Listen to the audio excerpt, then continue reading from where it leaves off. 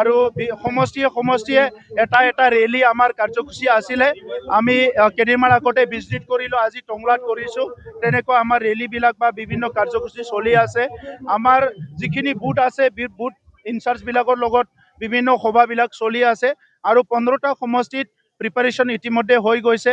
আমি বিটিআৰৰ 15টা সমষ্টিত UPPLৰ বেনাৰত নিৰ্বাচন খেলিবলৈ ইতিমধ্যে সাজু হৈছোঁ। চাওক, এলায়েন্সৰ কথাটো চলি আছে বিভিন্ন দল সংগঠনৰ লগত, কিন্তু UPPL যিহেতু বিটিআৰ অঞ্চলৰ পাৰ্টি, আমি বিটিআৰ অঞ্চলত আমাৰ গোটেইকেইটা বুথ গোটেইকেইটা প্ৰাইমাৰী আছে, ইয়াত আমি কাম কৰি আছো। গতিকে প্ৰায়ৰিটিটো আমাৰ বিটিআৰ অঞ্চল আৰু 15টা সমষ্টিতে আমাৰ প্ৰিপাৰেশ্যন চলি আছে, আলোচনা চলি আছে। ইয়াৰ কাৰণে হয়তো আৰু কেইদিনমান লাগিব। ইয়াৰ পিছত আপোনালোকে গম পাব আমি অকলে খেলিম না কাৰোবাৰ লগত লগ লাগি খেলিম। চাওক, চবৰ লগতো লিডাৰবিলাকৰ লগত কথা বতৰা চলি থাকে। যেতিয়া ৰাজনীতি কৰিব, সমাজৰ কাম কৰিব লগত চবৰ লগতো কথা পাতিব লাগিব। আৰু মই যোৱা 5টা বছৰ যিহেতু কাউন্সিলত আছিলোঁ, NDA চৰকাৰ আছিলে, গতিকে মুখ্যমন্ত্ৰী গৃহমন্ত্ৰী চবৰ লগতো কথা পাতি থাকোঁ।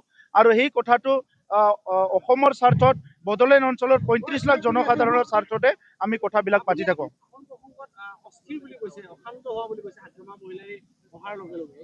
আপোনালোকে দেখিছে, নিউজ বজাই আছে, শ্ৰীৰামপুৰত চেণ্ডিকেট আৰম্ভ হৈছে, গৰু চেণ্ডিকেট আৰম্ভ হৈছে, বিভিন্ন চেণ্ডিকেট আৰম্ভ হৈছে। বড়োলেণ্ডত আকৌ আৰ্মি মাতিব লগা হৈছে, CRP মাতিব লগা হৈছে। আপোনালোকে দেখা পাইছে 5টা বছৰতো UPPLৰ সময়ত নাছিলে, ইমান শান্তিৰে আছিলে। আপোনালোকেতো চবে দেখিবলৈ পাইছে। আপোনালোকে ইনকুৱাৰী কৰক।